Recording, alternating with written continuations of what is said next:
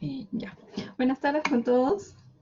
Soy la doctora Belén Calcas, otorrinolaringóloga del Hospital Eduardo Rebolletti Martí.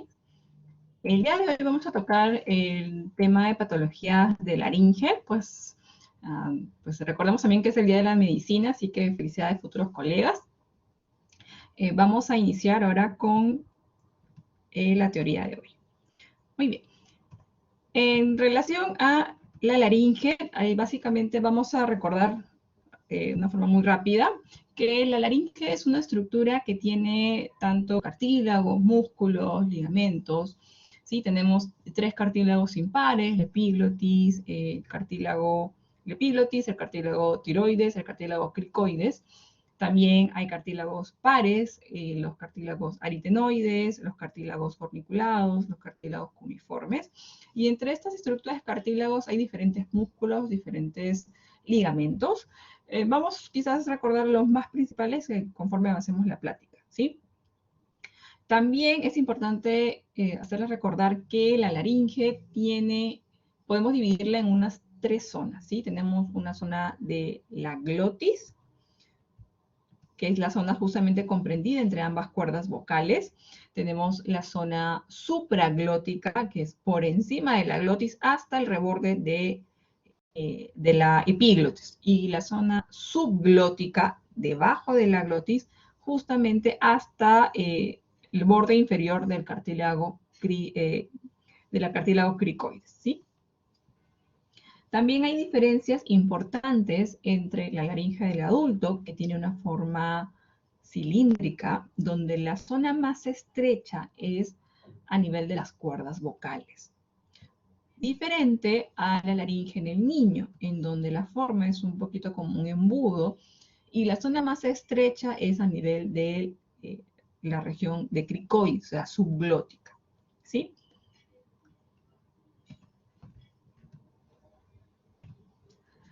El epitelio, sobre todo a nivel de las cuerdas vocales, también es un epitelio escamoso estratificado, no queratinizado.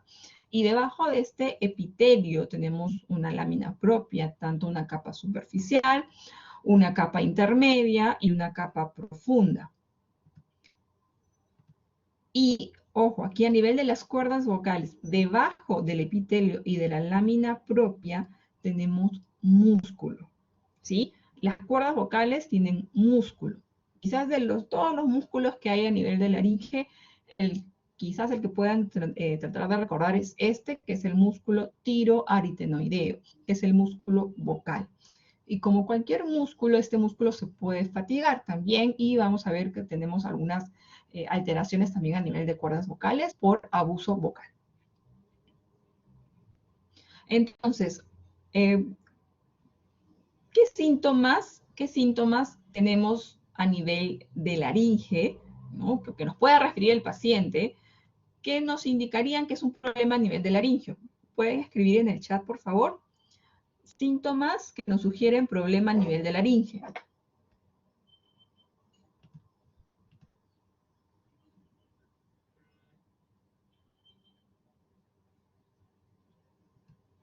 A ver, chicos, coloquen por favor en el chat. Quizás no van a hablar. Disnea, perfecto. Dificultad para respirar. Perfecto. Otro síntoma que nos sugiera problema de laringe.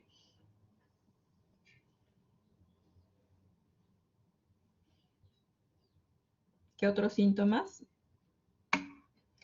Afonía. Ya. La afonía, lo mejor es decir disfonía, ¿sí?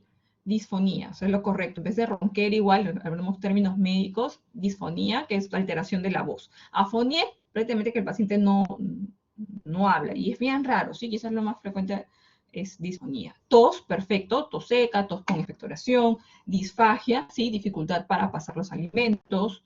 Otro síntoma, ¿cómo se llama el dolor para pasar los alimentos? Odinofagia, perfecto.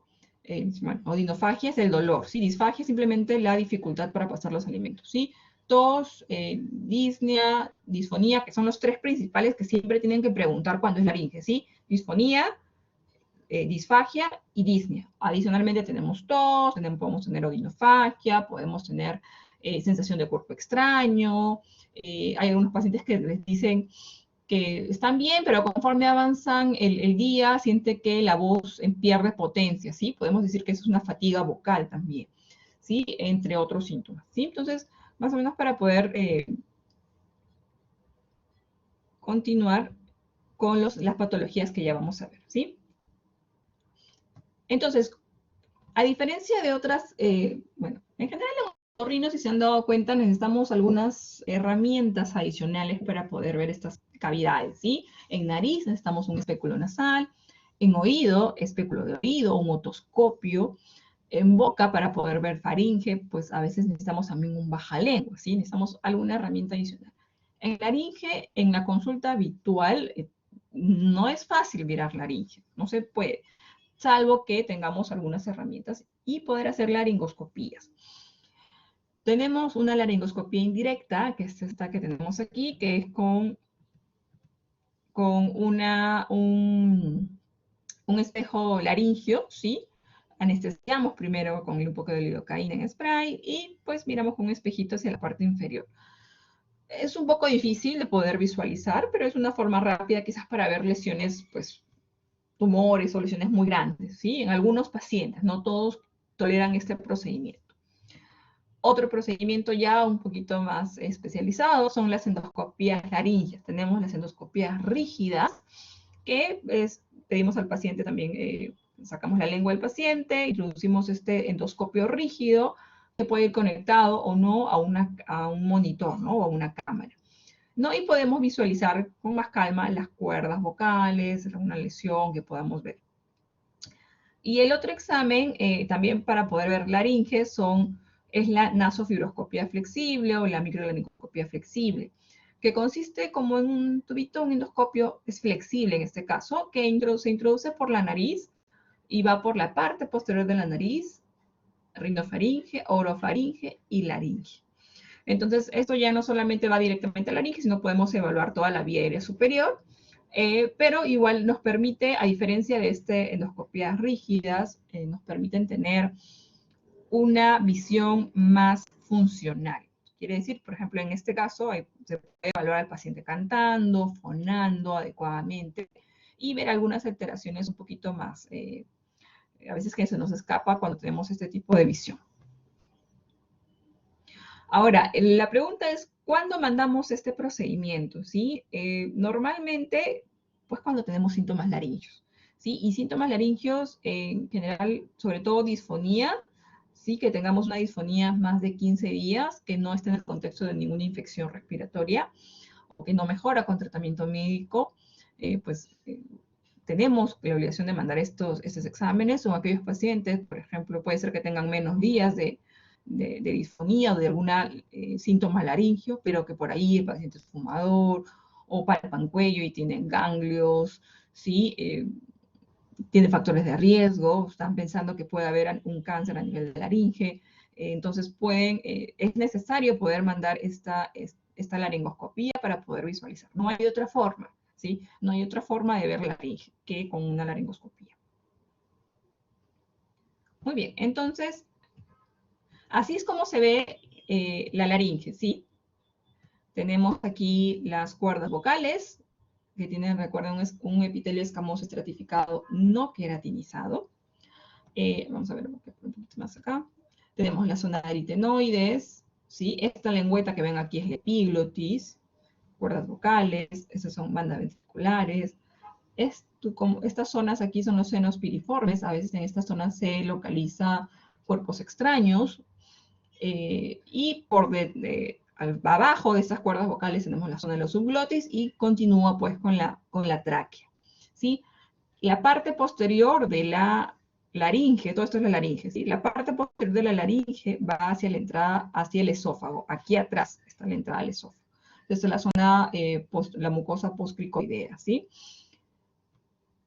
Y miren, quiero que vean la cercanía entre la laringe y las cuerdas vocales y la cercanía con esta zona posterior, que es la del esófago. Se entiende que esta es la parte posterior y aquí hacia adelante tenemos la parte anterior y por aquí está hacia la lengua, ¿no? Lado derecho, lado izquierdo. Muy bien. Entonces vamos a ver ya las patologías, ya con esta breve introducción. La principal patología que van a ver ustedes en atención primaria de laringe es la laringitis aguda. La laringitis aguda difusa, que está en el contexto de una infección respiratoria alta. Quiere decir, paciente que ha estado con síntomas por ahí nasales, moco, congestión, rinorrea, leve dolor de faringio, por ahí un poco de malestar, puede haber habido un poco de fiebre. Y en ese contexto de una infección respiratoria alta, empieza con disfonía. Entonces, hay una inflamación difusa de toda la laringe, cuerda, región supraglótica, puede haber un poco de región subglótica, sobre todo a nivel de adultos, cuerdas vocales. Entonces, las principales molestias que va a hacer el paciente es disfonía, por ahí podría haber un poco de odinofagia y disfagia relativa. Estos pacientes, como están en el contexto de una infección respiratoria alta, recordemos, el principal germen de una infecciones respiratorias altas en general son los virus. Entonces, estos pacientes también van a ser realmente infecciones por virus cuando hablamos de la laringitis aguda. Entonces, el tratamiento es, pues, básicamente sintomático, ¿sí? Analgésicos, por ahí antihistamínicos. Si la voz es un paciente muy disfónico, podrían agregar algún tipo de corticoides en cortos periodos, ¿sí?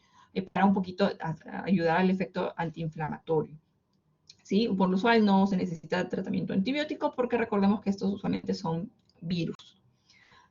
Normalmente en estos pacientes no se pide laringoscopías, ¿sí? No se pide estas visualizaciones porque en caso pidieran lo único que encontrarían sería una inflamación de forma difusa, un eritema de forma difusa, ¿sí? Entonces en esta laringitis no se solicita laringoscopías, no se visualiza la laringe, pero, como les vuelvo a mencionar, están en el contexto de una infección respiratoria alta, ¿sí?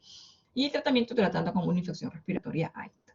A esto también no hay que olvidar, hay que acompañar de reposo vocal, ¿sí? Por lo menos 3 días como mínimo para que el paciente descanse la voz. Tenemos otra forma de laringitis aguda, ¿sí? Ya un poco más específica y de formas bacterianas. Una de las principales que hay que recordar es la supraglotitis, que hablamos, como su nombre lo indica, una inflamación de la región supraglótica, quiere decir por encima de las cuerdas vocales. Y encima de las cuerdas vocales tenemos justamente el epiglotis, hay una inflamación. Esta infección se da por el Haemophilus influenzae tipo B, usualmente en niños de 2 a 7 años, usualmente que no tienen vacunas para el Haemophilus influenza. Y como es una infección bacteriana, usualmente tienen fiebre alta, por ahí estridor, disnea, disfonía, odinofagia. Y es clásico la posición del niño en trípode, ¿sí? Los brazos hacia adelante, el tórax hacia adelante, la cabecita hacia adelante en posición de olfateo, la boca entreabierta. Puede haber un poco de cialorrea, ¿no? Como tratando de permeabilizar esa vía aérea. Normalmente en los niños, como le he mencionado, la laringe es una forma como que de embudo, ¿no? Y en esta es una laringe normal de un niño, ¿sí? Las cuerdas vocales. Aquí tenemos la epiglotis. En una supraglottitis o epiglotitis, la epiglotis se edematiza y se pone congestiva. Entonces, esto puede bloquear, dependiendo de qué tan edematoso está, puede bloquear la vía aérea superior y se puede convertir en una emergencia. Entonces, hay que tener un alto grado de sospecha, sobre todo en niños que no están vacunados y que vienen con esta posición, ¿no? Como tratando de aperturar la vía aérea. Aquí lo principal es poder permeabilizar la vía aérea antes de colocar cualquier tratamiento antibiótico o de soporte para este niño, ¿no? Otra infección que usualmente son frecuentes en niños es la laringotraqueobronquitis o el famoso CRUB. Nuevamente, vuelvo a repetir, en los niños la forma de la laringe es como un embudo, entonces la zona más estrecha que se inflama en una laringitis aguda en estos niños es en la zona de la subglotis, o sea, en la zona debajo de las cuerdas vocales. Y si se inflama la zona debajo de las cuerdas vocales, lo que normalmente el niño va a tener es disnea o en estos casos estridor, o sea, dificultad para pasaje del aire con un ruido cuando hace inspiración. Esto sí se da por virus, para influenza A, B, que son los principales, pero también pueden ser otros virus como el rinovirus, que es el del resfriado común, ¿sí? O virus sincicial respiratorio. A diferencia de la supraglutitis, que es bacteriana, en estos niños, el grupo son niños más pequeños, 6 meses, 3 años, porque la vía respiratoria es un poquito más chiquita, la laringe es más pequeña, entonces cualquier inflamación difusa rápidamente hacen estridor y se inflama, ¿sí? Y obstruye. Eh, como les mencionaba, como es virus, están en el concepto de una infección respiratoria anterior, por ahí puede haber un poquito de moco, rinorrea, un poquito de fiebre, un poquito de tos, estridor inspiratorio, podría haber disfonía en algunos niños también. El tratamiento es de soporte, ¿sí? Humidificación, oxígeno, por ahí adrenalina nebulizada. En algunos niños esta infección se puede complicar con alguna sobreinfección bacteriana, usualmente por Staphylococcus aureus, y ya producir no solamente una laringitis aguda, un croup, sino una traqueitis bacteriana. Entonces, estos son niños que no mejoran con el tratamiento de soporte, en donde hay que, pues, agregar tratamientos antibióticos sistémicos para usualmente por el estafilococcus.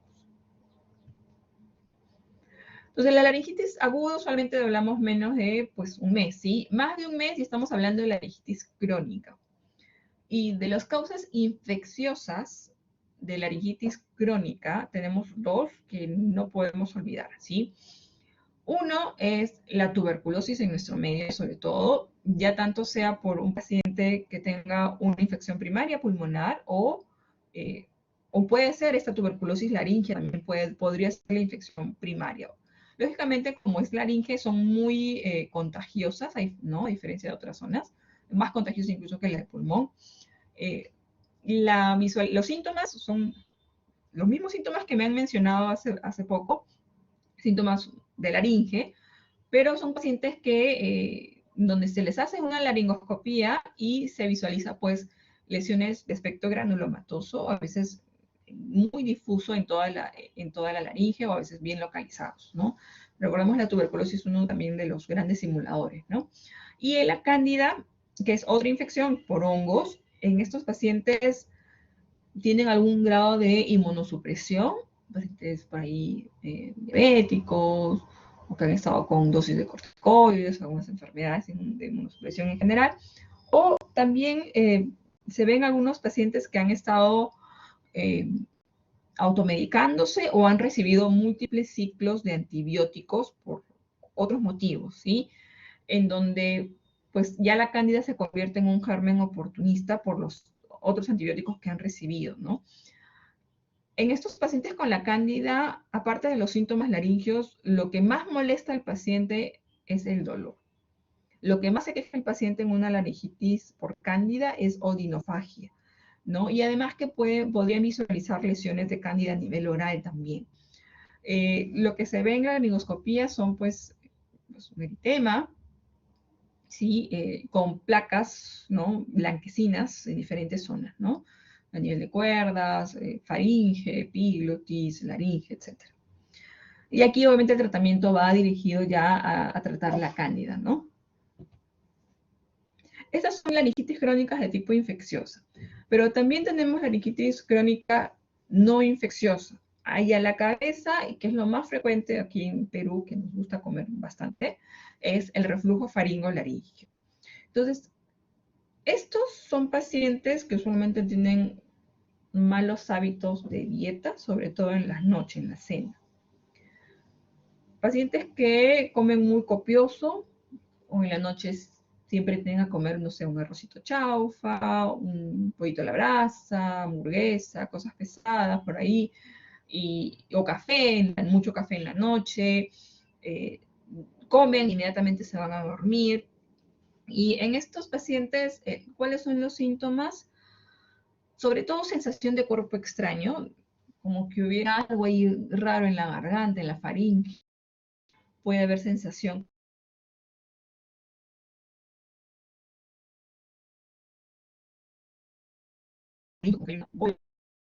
que es bien frecuente también, entonces a repetición, pacientes que les han hecho descarte de TBC, les han hecho cultivos faringios, todo negativo y siguen con la tos. Podría también alteración.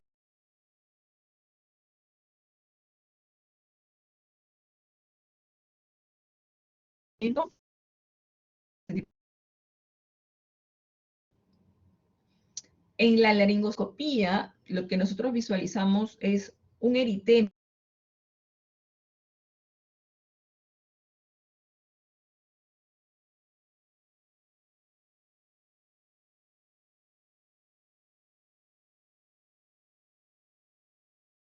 de la parte posterior de la laringe, ¿sí? La que está en contra en el tercio posterior de las cuerdas vocales. Esto, más los síntomas, nos hacen el diagnóstico de reflujo faringolaringio. Entonces, el reflujo es diferente a gastritis, ¿sí? La gastritis hay un aumento del ácido del estómago. En el reflujo podría haber una cantidad normal de ácido, pero estas comidas lo que hacen es relajar los esfínteres esofágicos y el ácido que está en el estómago y que debería quedarse en el estómago durante la noche, como esos esófagos están relajados, estos esfínteres están relajados, lo que hace el ácido en la noche es subir por el esófago y sube hacia la laringe. Esto pues genera que haya una irritación constante de la laringe y de la faringe y provoca todos estos síntomas. Entonces, estos pacientes con reflujo no necesariamente tienen pirosis o ardor en la boca del estómago. Aquí el tratamiento es, primero, dieta, ¿sí? Y también inhibidor de bomba de protones para poder disminuir la dosis de la cantidad de ácido, ¿no? Pero sobre todo dieta. Muy bien, entonces vamos con los tumores benignos de laringe. Recordemos que el epitelio a nivel de las cuerdas, sobre todo, es un epitelio escamoso no estratificado. Y la parte encargada de las cuerdas vocales, la parte encargada de la fonación como tal, no es toda la cuerda, es usualmente en los 2/3 anteriores de la cuerda vocal. Esto quiere decir que si, por ejemplo, tenemos alguna lesión en la parte posterior de la laringe, de las cuerdas vocales, el paciente podría no quejarse de disfonía. Pero si tenemos lesiones anteriores, lo más probable es que el paciente sí se queje de disfonía, y disfonía pues marcada, ¿sí? Entonces, los tumores benignos de laringe lo podemos dividir en tumores del epitelio, tumores membranosos y tumores pues misceláneos, como vamos a ver ahora. Entonces, las lesiones que son dependientes del epitelio, de este epitelio escamoso estratificado, a la cabeza tenemos la papilomatosis laringea, que es la neoplasia benigna más común. Entonces, el papilomatosis laringea es producida, pues, como su nombre lo indica, por el virus del papiloma humano. Sí, ese mismo virus que causa lesiones a nivel de cervix, cáncer de cervix, lesiones perianales, etc. Tenemos dos formas de que este virus pueda producir lesiones a nivel laringea, ¿sí? Una forma juvenil en niños y una forma en adultos. La primera, la juvenil, usualmente tiene una transmisión vertical de madre al feto, no al niño, usualmente por el canal de parto, por las lesiones que pueda tener la mamá a nivel vulvar o genital. Pero por ahí también se han mencionado algunos estudios donde hay una cierta transmisión transplacentaria.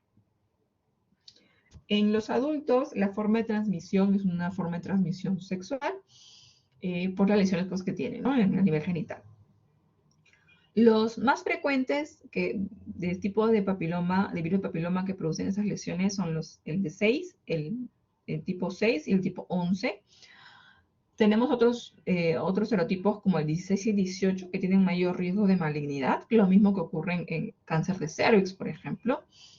Pero de los que tenemos usualmente a nivel laríngeo, que es el 6 y el 11 es el más frecuente y usualmente es el más agresivo.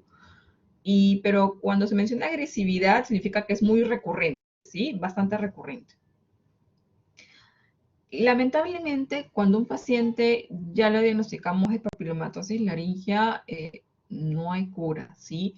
Este virus no solo se localiza en las células que tienen tumorales, sino también se puede localizar en células sanas. Entonces, como que puede quedar inactivo, ¿no? Ahí el virus, por más que retiremos todas estas lesiones, después de unos meses o unos años volver a aparecer nuevamente la lesión porque el virus se queda ahí. Hay pacientes, sobre todo en las formas juveniles, pues de niños que están con estas infecciones que requieren múltiples cirugías. Yo tengo pacientes que están ya tienen 40, 50 años y han tenido 40, más de 40 cirugías a lo largo de toda su vida, porque, pues como les vuelvo a repetir, no tenemos cura para estas lesiones, ¿sí? Entonces, ¿cómo hacemos el tratamiento? Hacemos tratamientos quirúrgicos, o sea, retiramos los tumores cuando están muy grandes y producen disfonía o producen disnea o incomodidad al paciente, eh, pero siempre diciéndole que puede volver a aparecer y lo más probable es que vuelva a aparecer. Ahora, lo que tratamos de hacer con algún tratamiento adicional, como pueden ser coadyuvantes, es espaciar el tiempo entre cirugía y cirugía. Entonces, aparte de la cirugía, podemos aplicar algunas sustancias directamente a estas lesiones, como para poder espaciar los tiempos.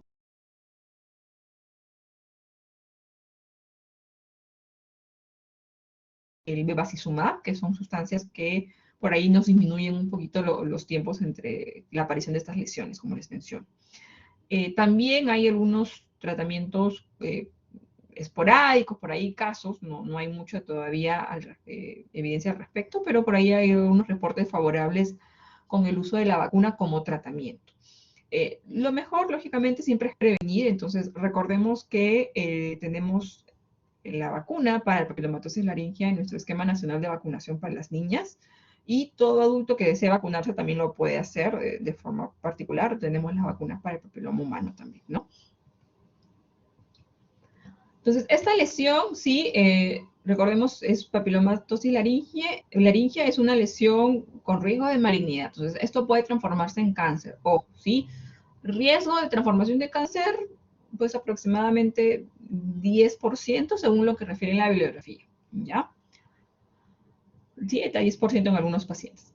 La otra lesión también derivada de epitelio es la leucoplasia. Nuevamente, recordad que este es un epitelio escamoso estratificado no queratinizado. Entonces, cuando se empieza a formar queratina, ya hablamos de que hay una leucoplasia, ¿no? Una lesión blanquecina sobre las cuerdas vocales. Esto se da, puede ser viral, puede ser por irritación crónica, puede ser cigarro, sí, puede ser única o múltiples, pero estas lesiones también tienen un riesgo de malignidad, menos de un 10%, por lo cual es importante hacer una biopsia de esto y estar monitorizando de forma constante, ¿no? Pues porque esto puede generar también un cáncer, ¿sí? Otras lesiones, ya vamos un poquito más abajo, a la zona de la membrana, debajo del epitelio, tenemos los nódulos de cuerdas vocales. Los nódulos de cuerdas vocales se forman usualmente por un mal abuso vocal, ¿sí? Son pacientes que por el tipo de actividad que desempeñan, hablan mucho, ¿sí? Y a veces hablan mal. Pacientes pueden ser profesores, pueden ser trabajadores de call center, eh, cantantes aficionados, ¿sí? Que no llevan un entrenamiento vocal adecuado, vendedores, ¿sí? En general, cualquier persona que esté hablando mucho, ¿sí? Y por largas horas. Los adultos es más frecuente en las mujeres, en los niños es similar en ambos sexos. Se visualizan como unos callos, ¿sí? Como unas prominencias en la parte anterior de las cuerdas vocales, como ven aquí en la foto, simétrico, ¿sí? Podríamos decir que los nódulos vocales son como callos, ¿sí? Cuando uno escribe mucho, pues a veces se forman callos en la mano, ¿no? Cuando uno está escribiendo mucho. Cuando uno habla también mucho y habla mal, ¿sí? Este roce constante entre cuerdas vocales forma también estos nódulos, estos callos, ¿sí? El tratamiento aquí pues es enseñarle al paciente a hablar bien, que hay técnicas, sobre todo pacientes que hablan mucho tiempo y largos periodos, cómo tienen que respirar, cómo tienen que hacer sus pausas respiratorias, cómo tienen que proyectar la voz, no es cosa de gritar, sino es cosa de proyectar la voz. Todas son técnicas que se realizan en el tratamiento de foniatría, el tratamiento de voz. En casos que no mejoren, ya pasamos al tratamiento quirúrgico, ¿sí? Pero lo primero siempre es foniatría. Hay otras lesiones también a veces que se pueden confundir con nódulos, usualmente que son unilaterales, que son los quistes, en cuerdas vocales también, eso también se dan por mal abuso vocal. Tenemos los pólipos también de cuerdas vocales, que también es dado por un mal abuso vocal. A diferencia de los nódulos, estos pólipos también son unilaterales, ¿sí? Pueden ser hemorrágicos o pueden ser no hemorrágicos. Y aquí el tratamiento es tanto tratamiento quirúrgico, hay que retirar el pólipo, pero también hacemos tratamiento foniátrico adicionalmente para poder, porque si no hacemos tratamiento foniátrico, estos pacientes, como siguen con un mal abuso vocal, pueden otra vez volver a tener el pólipo, ¿sí? Porque los hábitos siguen ahí todavía. Entonces, vamos acompañados de las dos cosas. Bueno, hay lesiones reactivas también. En un lado puede haber un quiste, el otro como una pequeña prominencia de la lesión contralateral. Pues aquí siempre se trata la lesión primaria. Y tenemos otras patologías que causan también disfonía, disfagia, puede ser disnias. Por ejemplo, aquí tenemos la corditis polipoidea, que es un edema, también llamado edema de Reinke, que básicamente consiste en un edema de todas las cuerdas vocales, que puede ser leve, pero también puede ser bastante marcado, ¿sí? Y tan grande a veces que pues, puede producir dificultad para respirar también. Este edema de Reinke usualmente en las mujeres de edad media y casi la mayoría son pacientes fumadoras. Entonces, estos pacientes, la primer tratamiento que se le indica es que dejen de fumar, ¿sí? Y dependiendo de qué tan hematoso esté,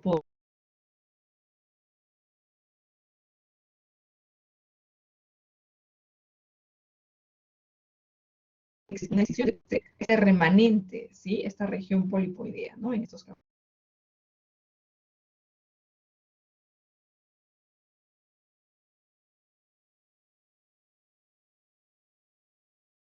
Sí, es a nivel de cuerdas vocales, pero en este caso está a nivel del tercio posterior de las cuerdas vocales, ese granuloma.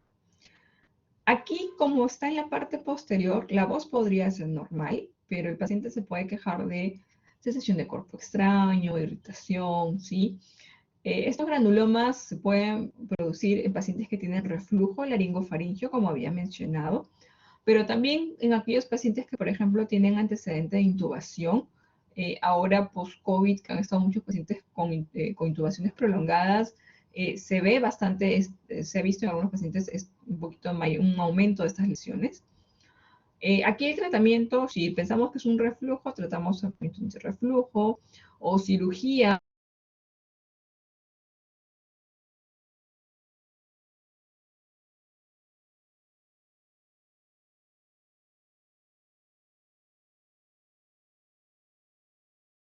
Que puede parecer un granuloma, pero esta lesión no es que se convierta en cáncer, ¿sí?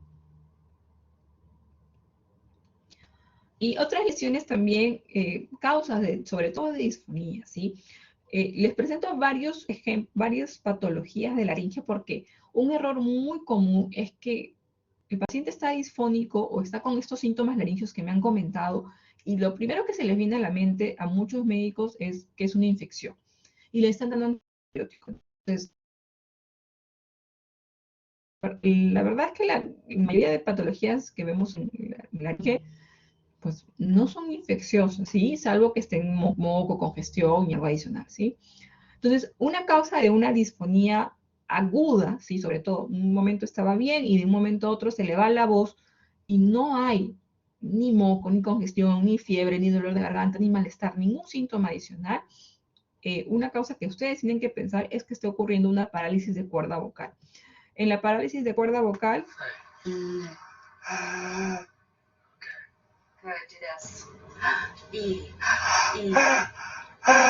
aquí se ve cómo este lado está paralizado.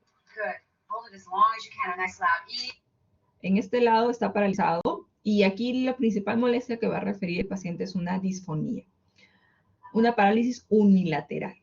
Hay pacientes que pueden tener parálisis bilateral, en donde el principal problema no va a ser la disfonía, sino va a ser la disnea.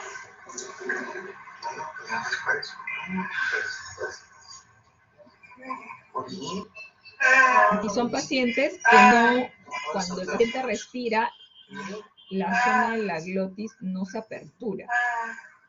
Entonces, no pasa mucho aire por ese espacio que está paralizado, ¿sí? Por ese espacio donde ambas cuerdas no se mueven mucho. ¿Sí? Y aquí el paciente con parálisis de cuerda bilateral se va a quejar de disfonía más que disnea.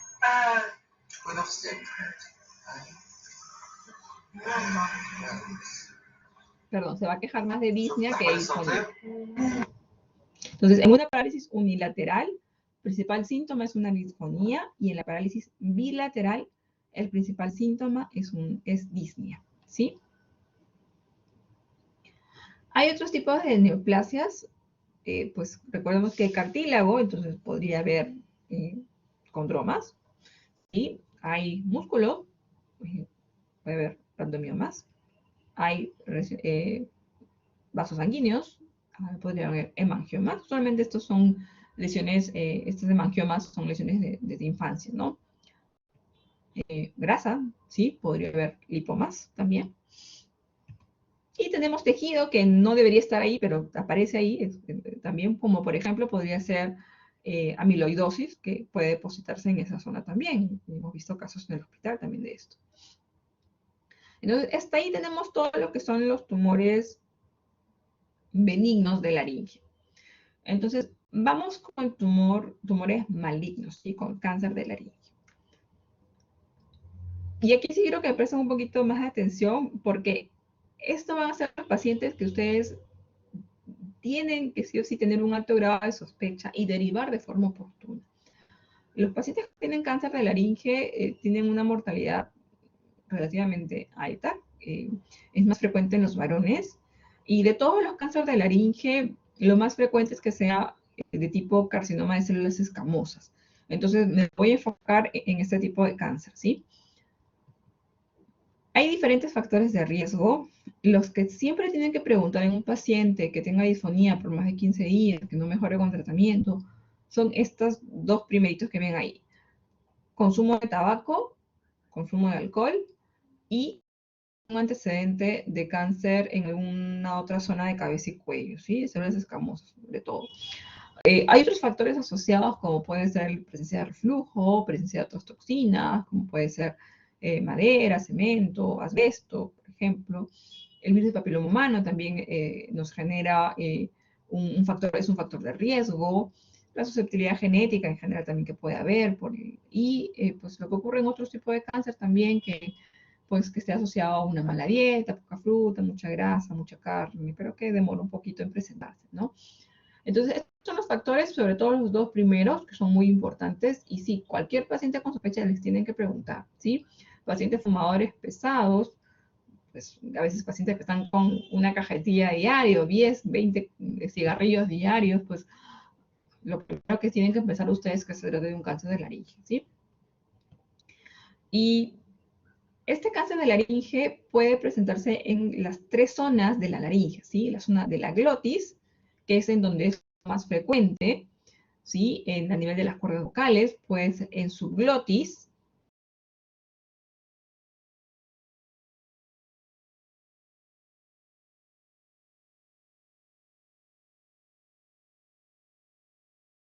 o puede ser supraglótico, ¿sí?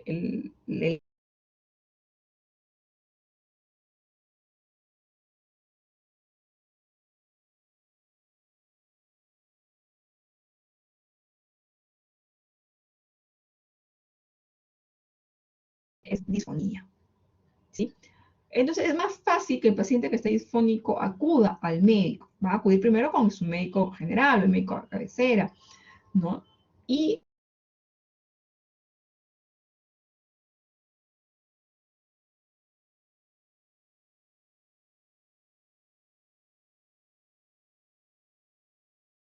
a veces cuando el cáncer en menor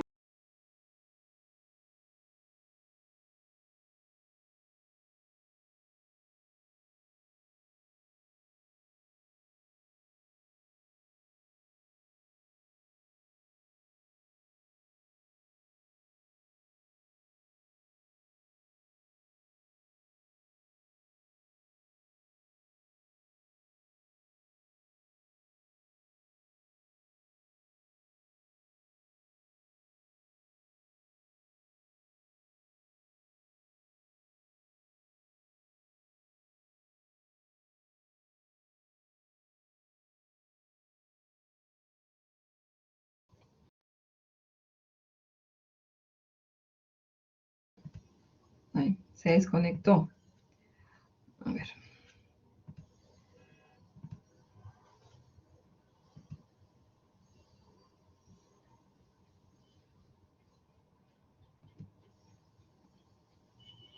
Ya. ¿Sí están viendo ahora la imagen?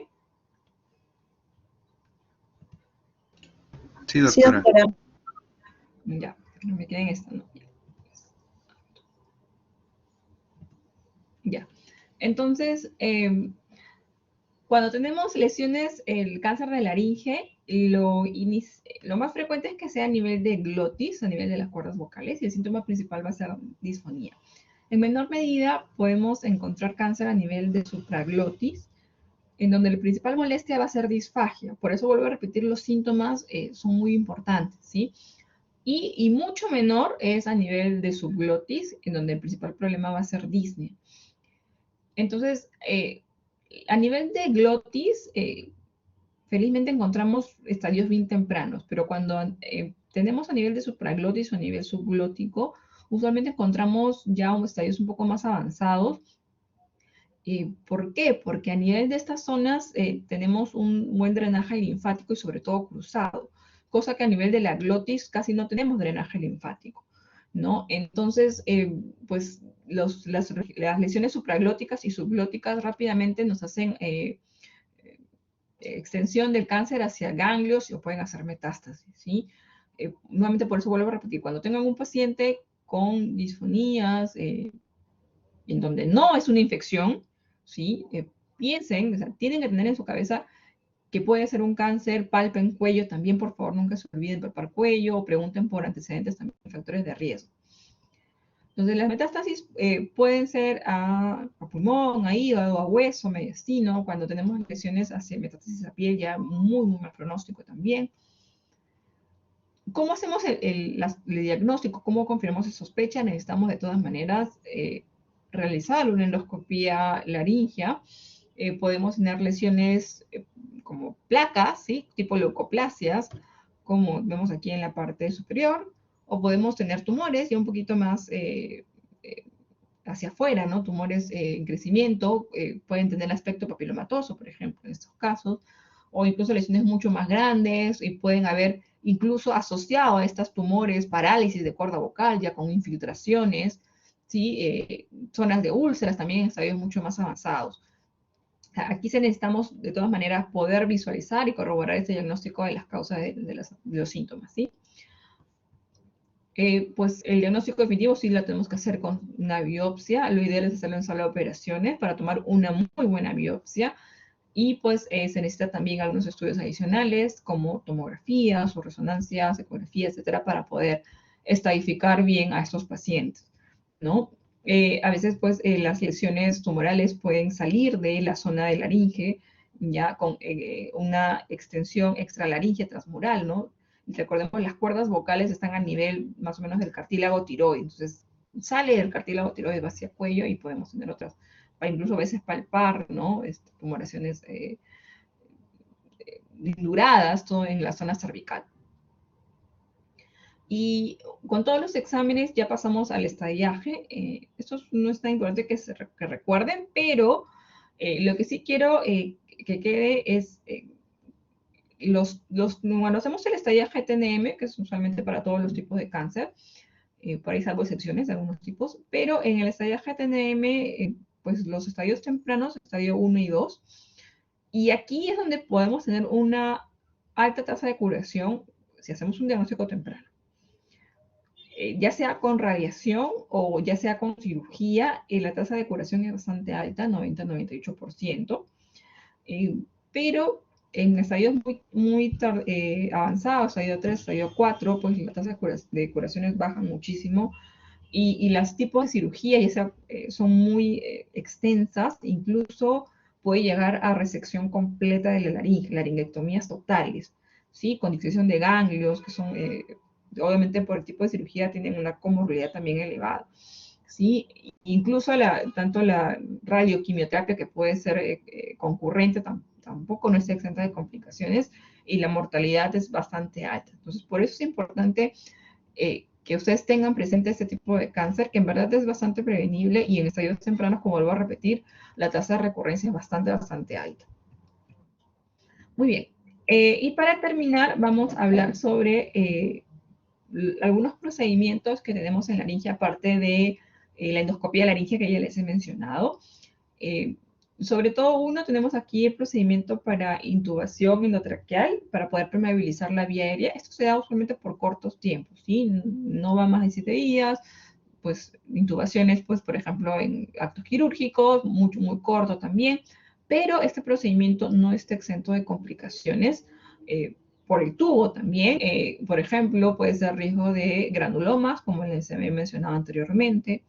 Pueden haber riesgos también de estenosis subglótica en algunos pacientes, entre otros riesgos por a veces intubación no va hacia donde debería ir, va a otro lado también, hacia esófago, etc. Pues ahora con lo de COVID se tiene un poquito más de precauciones, de todas maneras, pues incluso algunos anestesiólogos usan casco, etc., ¿no? Este es el tubo endotraqueal.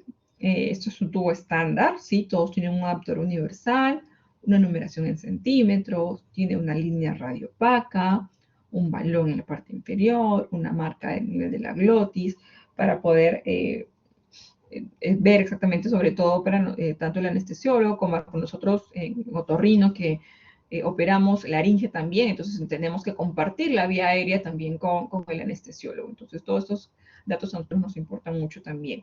¿No? Hay diferentes tipos de tubos, hay estos tubos que son pues más sencillitos, ¿no? Hay tubos que tienen como anillos también, que dan un poquito más de resistencia y evitan el colapso. Para nosotros, para otorrino, por ejemplo, nos ayuda a tener estos tipos de tubos anillados que son menos colapsables, por lo que siempre estamos trabajando en vía aérea, ¿no? Otro procedimiento también para poder probabilizar la vía aérea es la cricotirotomía. Este es un procedimiento, es rápido, simple, sobre todo en aquellos pacientes en donde no podemos colocar el tubo endotraqueal por boca, ¿sí? Por ejemplo, supongamos un paciente que está haciendo un shock anafiláctico, es una alergia, no sé, un medicamento, por ejemplo, ¿sí? Con shock anafiláctico, en donde las cuerdas vocales se edematizan. Entonces, cuando se edematizan, no va a pasar por ahí el tubo endotraqueal. Si este es un corte sagital, acá tenemos el hueso ioides, el cartílago tiroides. A este nivel, al nivel del cartílago tiroides, están las cuerdas vocales. Entonces, si esto está edematoso, no va a pasar el tubo endotraqueal hacia la tráquea, ¿sí? Hacia la región de subglótica. Entonces, aquí podemos hacer una incisión, una apertura a nivel de la membrana cricotiroidea, ¿sí? Y por ahí podría, por ejemplo, de forma de emergencia, colocarse un tubo traqueal, algo rápido para poder el paciente que esté con la vía permeable, ¿sí? Aérea permeable.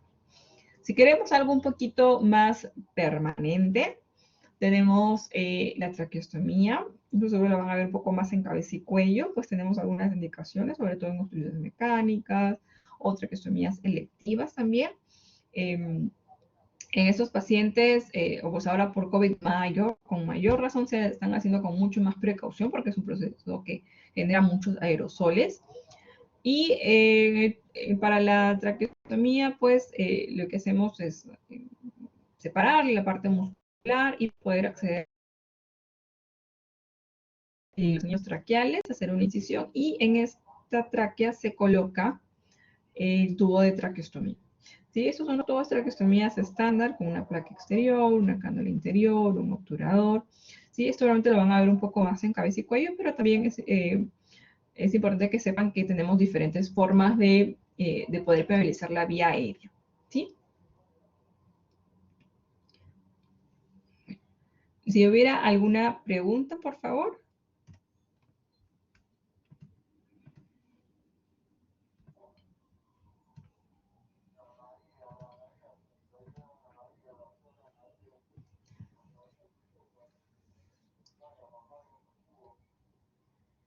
No vean todo claro. Muy bien, chicos.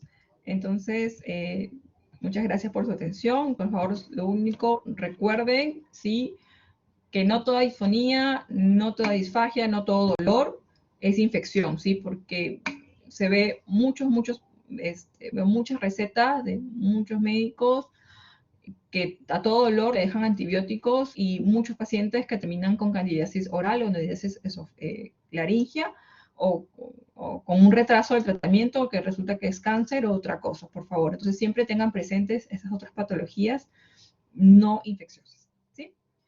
Muy bien, entonces muchas gracias por su atención, chicos, y buen día.